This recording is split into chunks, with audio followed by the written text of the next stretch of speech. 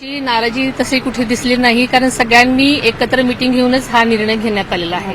नाही, भुजबळ कुठेतरी नाराज आहेत असं म्हटलं जातं. अनेक नेते मंडळांचं नाव या संपूर्ण जागेसाठी चर्चेत होतं, परंतु पक्ष कुठेतरी एका परिवारापुरता सीमित झालाय का असा प्रश्न जो आहे तो या गोष्टीने निर्माण झाला. आदरणीय भुजबळ साहेब सुद्धा आता माझ्या फॉर्म भरण्यासाठी उपस्थित होते आणि त्यांनी मला शुभेच्छा दिलेल्या आहेत.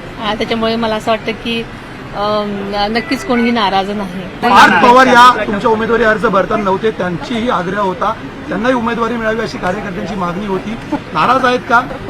पार्थ पवारांनी स्वतःच सांगितलेलं होतं की सगळ्यांच्या कार्यकर्त्यांच्या मागणीनुसार तुम्हीच राज्यसभेसाठी अधिकृत उमेदवार असलं पाहिजे आणि त्यांनी पुढाकार घेऊनच त्यांचा पण कार्यकर्त्याबरोबर हा आग्रह होता की मी उमेदवारी घ्यावी आणि त्याच्यामुळे ही सगळ्याच पक्षाच्या सगळ्याच संमतीनं ही उमेदवारी जाहीर करण्यात आलेली आहे.